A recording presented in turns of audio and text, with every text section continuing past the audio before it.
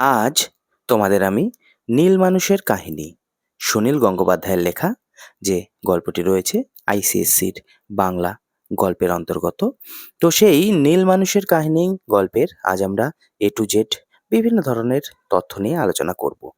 আজ আমরা সুনীল গঙ্গোপাধ্যায়ের লেখা নীল মানুষের কাহিনীর চরিত্র সম্পর্কে জানব, বিষয়বস্তু, ভাববস্তু ইত্যাদি বিভিন্ন জিনিস সম্পর্কে জানব। চলো তাহলে শুরু করছি। গল্পে বর্ণিত চরিত্র। দেখো, নীল মানুষের কাহিনী যে গল্পটি রয়েছে সেই গল্পে বেশ কিছু চরিত্র রয়েছে।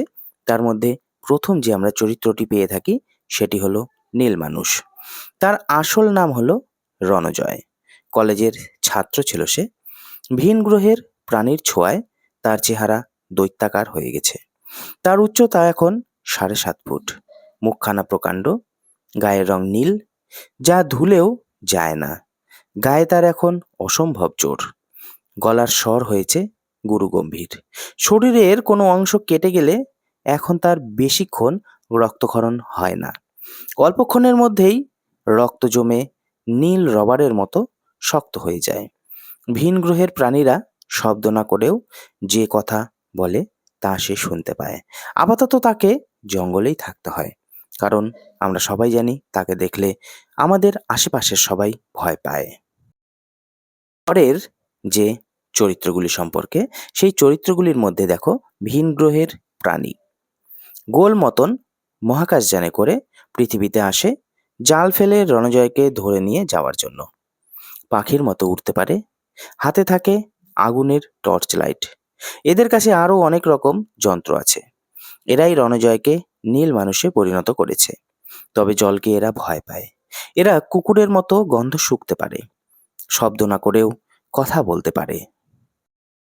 এছাড়া আরও দুটি যে চরিত্র আমরা পেয়ে থাকি তাদের মধ্যে অন্যতম চিত্রা এবং পাপু। চিত্রা হলো নিশানপুর গ্রামের মেয়ে, যার সাথে রণজয়ের বিয়ে ঠিক হয়েছিল। এই চিত্রা যখন জঙ্গলে যায়, রণজয়কে সে চিনতে পারেনি এবং সে তাকে দৈত্য মনে করে অজ্ঞান হয়ে পড়ে গিয়েছিল। তারপরে দেখো পাপু। পাপু হলো চিত্রার ভাই। এই পাপুই প্রথম আবিষ্কার করে এই নীল মানুষকে। জঙ্গলের মধ্যে তার বল হারিয়ে গেলে সে খুঁজতে গিয়ে নীল মানুষকে দেখেছিল। তারপর সে দৌড়ে বাড়িতে এসে তার বাড়ির সকলকে নীল মানুষের কথা বলেছিল এবং পাপুর চরিত্র মোটামুটি এটুকুই ছিল। এর পরের যে চরিত্রটি দেখো, ছোট কাকা। চিত্রার ছোট কাকা নিশানপুর গ্রামে বাস করে। নীল মানুষকে মারার জন্য তিনিই চেঁচামেচি করে লোক জড়ো করেছিলেন। এছাড়াও নিশানপুর গ্রামে পরবর্তীকালে যে গুজব একটা রুটেছিল, সেখানেও তার ছোট কাকার অনেকটা বড় হাত ছিল। এরপরে দেখো দুই চোর। এই দুই চোর এক বাড়িতে চুরি করতে ঢুকেছিল। রণজয় তাদের হাত পা মুখ বেঁধে উঠোনে পাশাপাশি শুইয়ে দিয়েছিল। এই দুই চোরের মধ্যে একটি ছিল একটু ভীতু টাইপের এবং অন্যটি ছিল একটু সাহসী। এছাড়াও এই গল্পে ছিল চিত্রার মা। চিত্রার মা এই গল্পে একটু পার্শ্ব চরিত্র হিসাবেই তাকে দেখানো হয়েছে। তার খুব একটা ভূমিকা এই গল্পে ছিল না। শুধু যখন চেঁচামেচি শুরু হয়েছিল তখনই আমরা চিত্রার মাকে এই গল্পে পেয়েছিলাম। গল্পের ভাববস্তু দেখো, নীল মানুষের কাহিনী একটি কল্পবিজ্ঞানের কাহিনী, যেখানে ভিন গ্রহের প্রাণীর ছোঁয়ায় রণজয়ের স্বাভাবিক চেহারা পরিবর্তিত হয়ে দৈত্যাকার হয়েছে আর গায়ের রং হয়েছে নীল। কেউ তাকে রণজয় বলে চিনতেই পারে না, বিশ্বাসও করে না, ভয় পায়, বাড়িতে আশ্রয় দিতে চায় না, এমনকি নিজের বাবা মাও নয়। পরিবর্তিত রণজয়ের মনের কোনো পরিবর্তন হয়নি। সে মানুষ হয়েই বেঁচে থাকতে চায়। এটি হলো মূলত এই গল্পের ভাববস্তু। গল্পের সারসংক্ষেপ: গোল মতন মহাকাশযানে করে পৃথিবীতে আসে ভিন গ্রহের প্রাণীরা। তারা জাল ফেলে রণজয়কে ধরে নিয়ে যেতে চায়।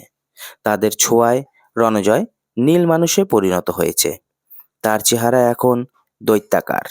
উচ্চতা হয়েছে 7.5 ফুট, মুখখানা প্রকাণ্ড, গায়ের রং নীল। গায়ে তার এখন অসম্ভব জোর। গলার স্বর গুরুগম্ভীর। কেউ তাকে রণজয় বলে চিনতেই পারে না, বিশ্বাসও করে না, বরং ভয় পায়। বাড়িতে আশ্রয় দিতে চায় না, এমনকি নিজের বাবা মাও নয়। তাই তাকে জঙ্গলে লুকিয়ে থাকতে হয়। একদিন রণজয় নিশানপুরে এলো চিত্রার সাথে দেখা করতে। চিত্রার সঙ্গে একসময় তার বিয়ে ঠিক হয়েছিল। চিত্রাদের বাড়ির পেছন দিকের বাগানে লুকিয়েছিল সে। চিত্রার ভাই পাপু সেই বাগানে বল খুঁজতে এলে রণজয় তাকে বলে চিত্রাকে ডেকে দিতে। পাপু দৈত্যাকৃতির রণজয়কে দেখে ভীষণ ভয় পেয়ে যায়। ভূত তাড়াবার মন্ত্র আওড়াতে আওড়াতে সে পালিয়ে এসে চেঁচামেচি জুড়ে দেয়। পাপুর চেঁচামেচি শুনে চিত্রা বেরিয়ে আসে এবং ব্যাপারটা আসলে কি দেখার জন্য বাগানে গিয়ে হাজির হয়। তখন গাছের আড়াল থেকে বেরিয়ে এসে রণজয় চিত্রার নাম ধরে ডাকে। দৈত্যাকৃতি রণজয়কে দেখে ভয় পেয়ে দৌড়ে পালাতে গিয়ে চিত্রা পড়ে যায় ও জ্ঞান হারায়। রণজয় চিত্রাকে পাঁজা কোলা করে তুলে বাগানে নিয়ে যায়। এই ঘটনা দেখে পাপু আবার চেঁচামেচি শুরু করে দেয়। তা শুনে চিত্রার মা আর ছোট কাকা ছুটে বাগানের দিকে যান। দৈত্যাকৃতি রণজয়কে চিত্রার মা চিনতে না পেরে অনুরোধ করেন যে কোনো কিছুর বিনিময়ে চিত্রাকে ছেড়ে দিতে। আর অন্যদিকে চিত্রার ছোট কাকা চেঁচামেচি করে লোক জড়ো করেন। এই সময় চিত্রার জ্ঞান ফিরে আসে এবং সে রণজয়ের হাতে কামড়ে দিতেই রণজয় তাকে ছেড়ে দেয়। লাঠি দা ইত্যাদি নিয়ে জড়ো হয়েছিল যে গ্রামবাসীরা, তাদের লাঠি দেশলাই কাঠির মতো অনায়াসে ভেঙে ফেলে জঙ্গলে পালিয়ে যায় রণজয়। এরপর দৈত্যাকৃতি রণজয়কে নিয়ে নানান গুজব ছড়াতে থাকে। খবরের কাগজেও ঘটনাটা ছাপা হয়। জঙ্গলের মধ্যে একটা গাছের নিচে বসে রণজয় হাঁপাতে থাকে। তার ভীষণ খিদে পেয়েছে, কিন্তু এ জঙ্গলে খাওয়ার মতো তেমন কিছুই নেই।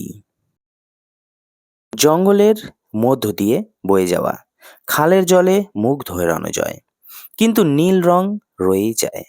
এই সময় মাথার ওপর আবার সেই ভিন গ্রহের মহাকাশযান দেখতে পেয়ে খালের জলে ডুব দেয় রণজয়, কারণ ওই ভিন গ্রহের প্রাণীরা জলকে ভীষণ ভয় পায়। মহাকাশযান ফিরে যেতেই রণজয় খাবারের সন্ধানে বেরোয়। গ্রামের একটা বাড়ি তালাবন্ধ দেখে তালা ভেঙে ভেতরে ঢোকে। রান্নাঘরে চাল ডাল আলু পেঁয়াজ নুন আছে দেখে খিচুড়ি বানানোর আয়োজন করে। এই সময় দুটো চোর সে বাড়িতে ঢোকে।